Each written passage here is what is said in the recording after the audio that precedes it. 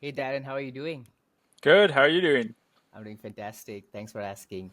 So, thank you so much, first of all, for taking your time and educating my audience on, how to come to Canada if you have a US job, and then, hmm how do you transition into it, and then everything about, what options people really have if they don't want to be in US anymore, or they haven't selected on their H1B and they wanna move to hmm another country. So, really wanna discuss all of these things with you. So excited for that. I'm super excited to share this knowledge. Spread the word and awareness. I think and we think the biggest problem right now for us is that not enough people understand and realize that there's a solution out there that is just not U.S. focused. Very true, very true. Yeah, most people when I talk to them, they want to continue staying in North America. They always like hmm Canada is the second option for hmm most people if US is not working for them. And at hmm times, people also want to move to US, sorry, Canada, because of the immigration challenges, especially with Indians, that the wait time is hmm so long to get a permanent residency that they are hmm not able to pursue other opportunities like business and stuff hmm like that. And so I feel like a trend over last few years where people wanted to kind hmm of relocate to Canada. So yeah, so getting into Synthesis, can you give us a little bit background about you and what Synthesis is? Would love to know that. Sure. Yeah. So again, my name's Darren Lum. I'm a director of business development at Synesis, heading up sales and partnerships. Synesis is essentially a cross-border firm that supports a lot of Canada-U.S. services. Mhm. It's mostly supporting U.S. companies, U.S. employees, and Canadians work for U.S. companies. Mhm. Um, at the core of our service, we support people in Canada who want to live in Canada but work for U.S. companies and Mhm. not have to deal with complicated tax situations, remaining in Canada remotely, and getting the perks of living in Canada, whether it's the safety, friends, family, time zone, healthcare, all that stuff is some of the pros, I guess, to live in Canada. Um, and the other piece that we're going to dig deeper in today is around sponsoring Canadian visas Mhm. for non-Canadians. It doesn't matter whether you're Indian born, Chinese born, US born.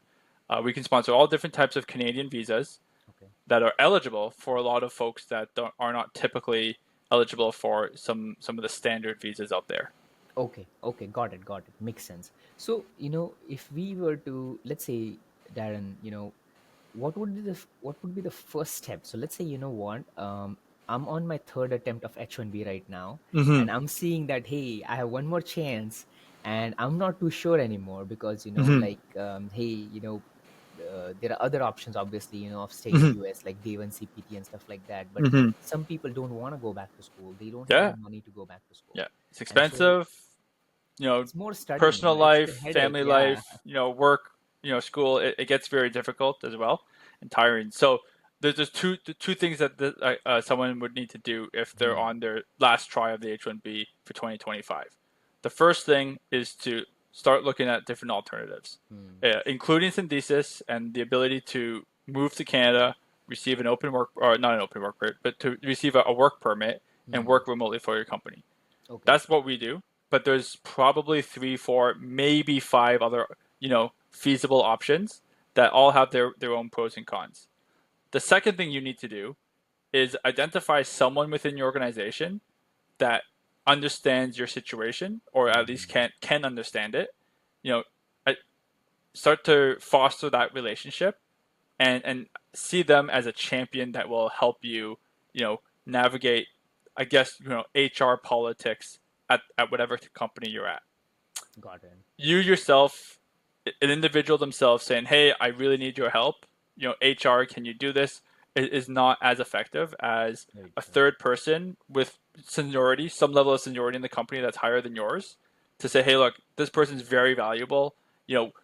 Hopefully you're at an organization that values people, not just work and the product that you're doing, and they want to be able to support you and reach out to them and ask for their advice, ask for their mentorship, and ultimately ask for their help. Hmm. Understood. So, like if I were to give an example, like when I was going through tough time on my third H1B attempt and I didn't get selected, I had like Mm-hmm. 4 months. And Mm-hmm. what I did was I took my supervisor, my boss in confidence. And, Mm-hmm. by that time I had built a reputation, like, Mm-hmm. he really wanted me to stay. And Mm-hmm. so, unless like, company really don't care about you, it's the Yeah. boss who cares about you. Yes. So, if you have like you said, like the champion, if you have a boss who's going to push the HR, that's a great relationship to be Mm-hmm. in. Because if I'm the one pushing, it just doesn't come across like I need Mm-hmm. it so bad. That And then HR is, pardon what I'm going to say, it's sometimes lazy. They don't want to do extra work. They're like, hey, Mm-hmm. these are my duties, why do I have to do something outside of my Mm-hmm. this thing? Because it's more work for them. It's getting Mm-hmm. onto new calls and stuff like that. Mm-hmm. And at the end of the day, you're shaking the boat a little bit, right? Yeah. And so if you would want someone with a little bit more seniority that can Hmm. help navigate that, have higher level conversations to be like, look, my engineer on car, he's super important. You know, blah blah blah blah blah. We need to make sure we try to protect him with the company and Hmm. whatnot. You know, and many of these cases, these people have spouses, they have children, right? It's a big deal to one, lose work authorization, but two, Hmm. you know, my understanding is that the folks who lose the H1B lose work authorization ultimately also have to leave the country. Yeah. So it's not just if that's that particular path. So that's very disruptive to the the path to what 6 months ago they were working, they were happy, they were having friends, they were having family. Next thing everything is torn apart. Very true, very true. So, getting into the next step, Darren. Okay, so let's say now that we know we have initiated this conversation with my boss, and he Hmm. has an idea of what I really want to do, and then he's supportive. He's like, "Hey, maybe what we might be able to do that for you from Hmm. Canada." So now, how do they connect with you? So, like, obviously, I'll have a link in the bio for this Hmm. video, and then this thing. But how does that conversation go with you? So, let's say I am interested in that Hmm. now. I mean, as an individual, you can book a call with me. You can get in touch probably within 24 or 48 hours. Mhm. I can walk you through all the finer details that we probably won't be Mhm. able to talk about on the call today. But you can ask all your questions. I can confirm, what the entire process will look like, what Mm, needs to happen, what type of work visas and the nitty gritty, and I'll try to share documentation with you as well to empower you to go ahead and share that with mm, your employer. Ultimately, Synthesis does need to work with your company, and so mm, the next step after that is jumping on a call with either the HR team or just your manager or director, and having a very similar call, right? Which is mm. talking about the logistics, how this relationship works, the pricing, the process, timelines, all of that type of thing. Got it, got it.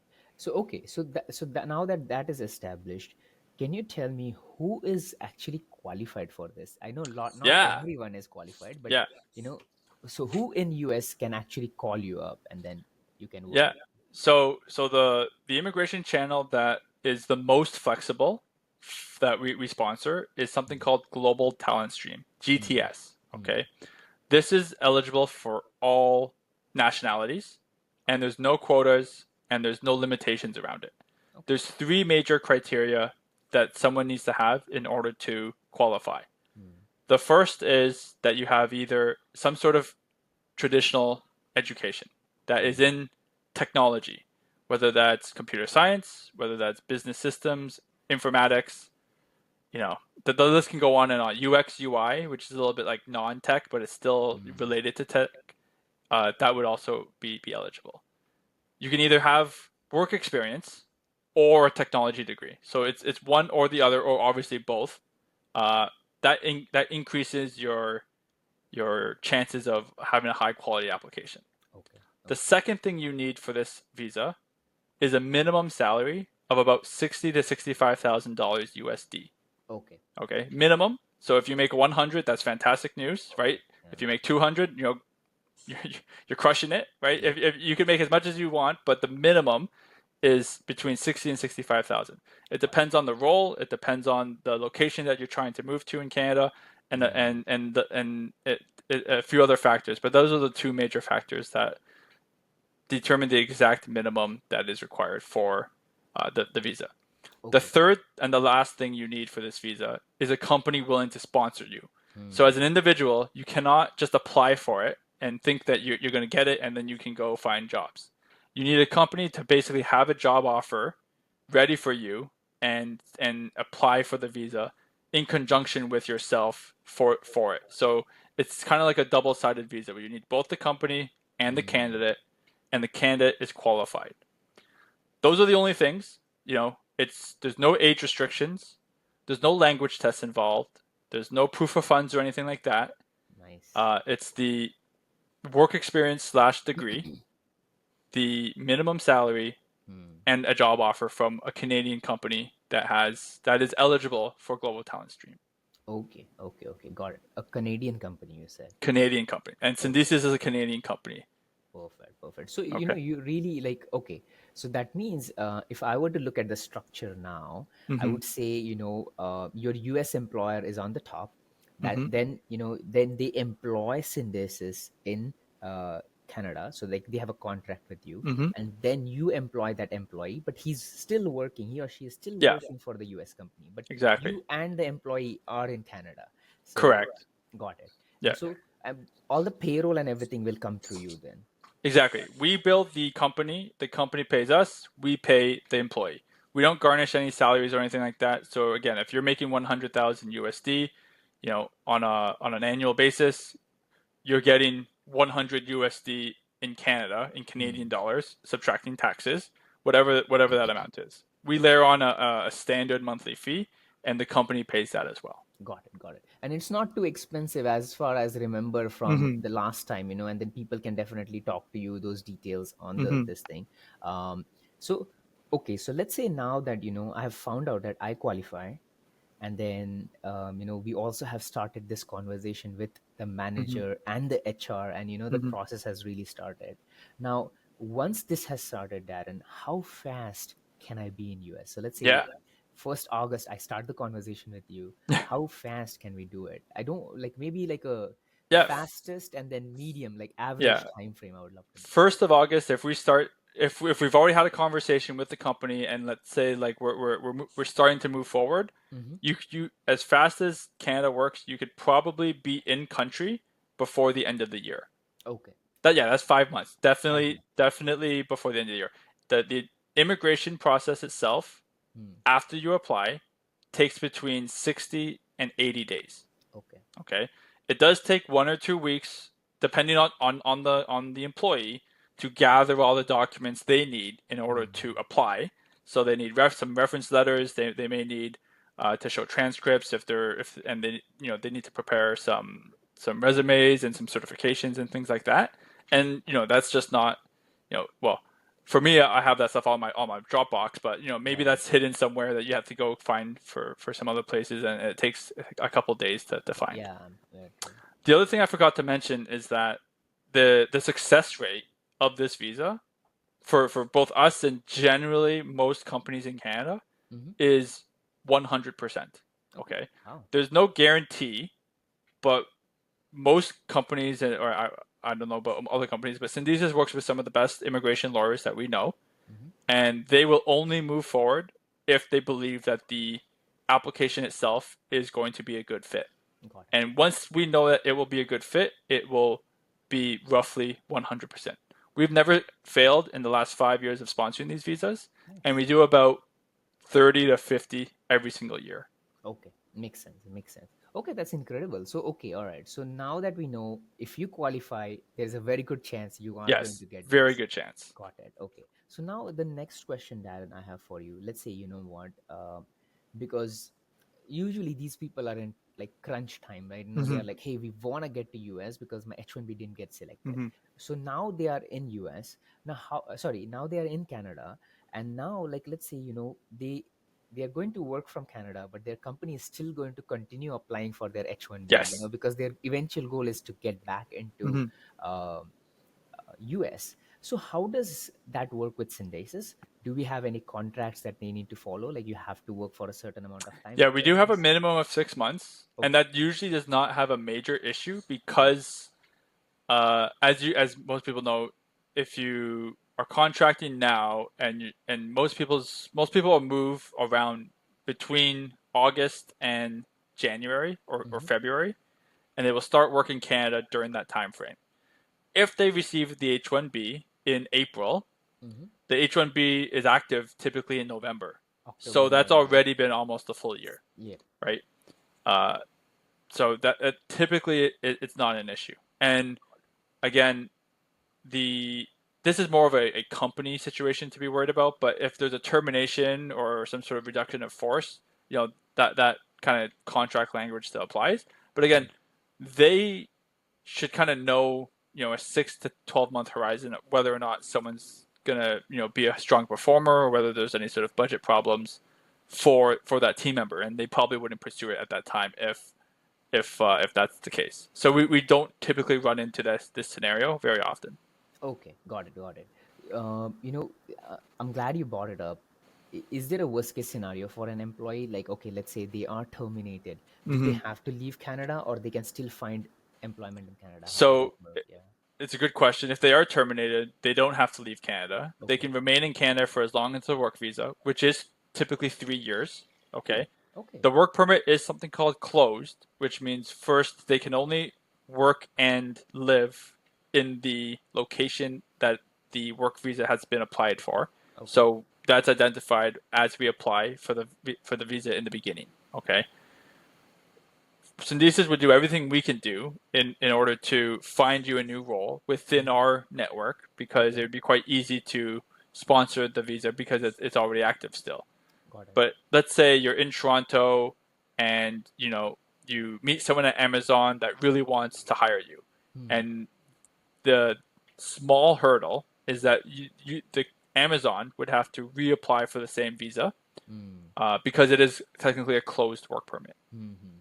And Okay. So you again, can only and work it and, for. and it would be faster because they're already in Canada, and Okay. so they could most likely start working for Amazon sooner than 100 days or so. Okay. Got it. Okay. All right. Makes sense. Okay. Yeah. All right. So that's pretty cool. So if looking forward, then okay, let's say I'm in Canada, and then let's say I somehow got the H1B, and this person moves to US. Mm-hmm. What happens to their work permit? So like, are they still going to be eligible for the permanent residency for Canada, or once they kind of come back, they are done? They have to finish the Yeah, 3 year quota. it's I'm not the immigration expert, but I believe we don't run into this situation a lot. But when they Mm. do leave and they go back to the United States, their journey for permanent residence is a little bit kind of stalled, if not over. Hmm. So in Canada, people get permanent residence typically between 1.5 and 2.5 years. Okay. That's the current status. Prior, maybe 6 months ago, it was quite sooner, Hmm. as soon as maybe 8 months to 1.5 years, but it's a little bit longer these days. So 1.5 to 2.5 years, and it's timed on that because if you have after you do your language tests after you're in Canada, Hmm. you demonstrate your education and your profile. Once you're in Canada and working in Canada, you gain something called 50 points every year. You are in Canada and working in Canada. And Okay. so if you're not in Canada and you're not working in Canada, then you're not eligible to be receiving those points to increase your score to then be invited to permanent residence. Okay, got it. Okay, so if you really see, then it even so it's advantageous for the person to actually stay in Canada for a year or two, get that permanent residency, Mm-hmm. because that's a backup. Because even Yeah, if it's a good backup. even if they do get H1B and later on there is a layoff in US, which recently happened, they still have the Canada option to go back to, because they have an option, instead of Yeah, going back to their home yeah, country, they always have Canada an option. So I think exactly. that's a great incentive for people to stay for a year or two.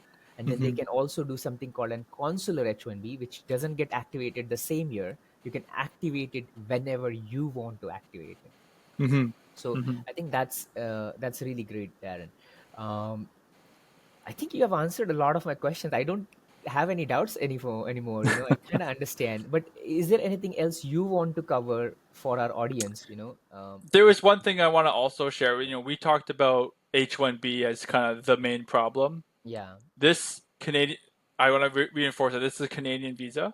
Yeah. So, irregardless of whatever the U.S. immigration situation is, it could be a Mm. STEM OPT, it could be an L visa, it could be a J visa, right? It could be an F visa, Got it. um, or it could even be someone living in Pakistan, India, China, Turkey, Mm. Iran.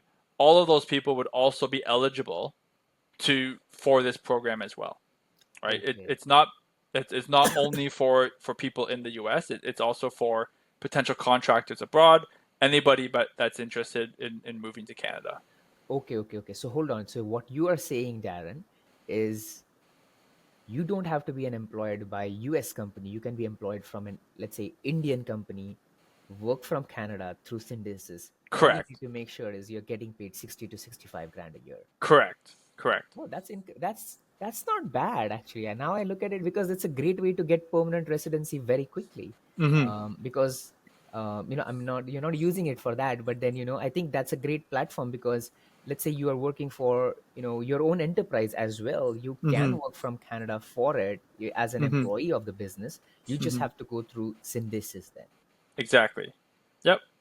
That's I would incredible. say most people that we work with do work for U.S. companies. Again, the Okay. time zone, the culture similarities, the currency exchange, the healthcare. There's lots of benefits for U.S. companies to use Mm, Canadian to employ people in Canada. So we don't usually work with a lot of mm, Indian companies or African companies or European companies, got it. but we do have about a decent number within our portfolio. Okay. Okay. I So understand. So, contractors abroad is a mm, big one, right? So there's a contractor living somewhere in Asia or Africa mm, that is working for a U.S. company as a contractor. mm. They could potentially move to Canada and continue to work for that U.S. company, for Okay. example. Okay. Okay. Got it. Got it. Makes sense. So, okay, I think I understood really well. Like, it doesn't matter which part of the world. If you do, at the end of the day, if you have a job and then you're willing to go through Synthesis Hmm. and the global talent stream, you will be able to come to Canada. Hmm. You need that 60 to $65,000 minimum income through that. Okay, so that's Exactly. what qualifies. Okay, so that's great. Uh, I think that's pretty much it. On my questions, I think you have covered most of it. I'm gonna post the link in the description for the video, and then that's how people will connect with you, and then Sure. set up an appointment and go through your answers. One last question. Let's say, Darren, Hmm. I think you mentioned that it's a closed permit, right? So that Yes. means they cannot work for anybody else in Canada with Hmm. this global stream GTS until they get a permanent residency. Is that Correct. right? Okay, Correct. got it. So that means, let's say a year and a half later, when they get it, they can also work for other companies in Canada. There's Yes. no limitation. Exactly. Okay, perfect, perfect. All right, I think that's pretty much it. So thanks, Awesome. Darren. Appreciate your time. All Yeah. right. Thank you. I appreciate you to coordinate this.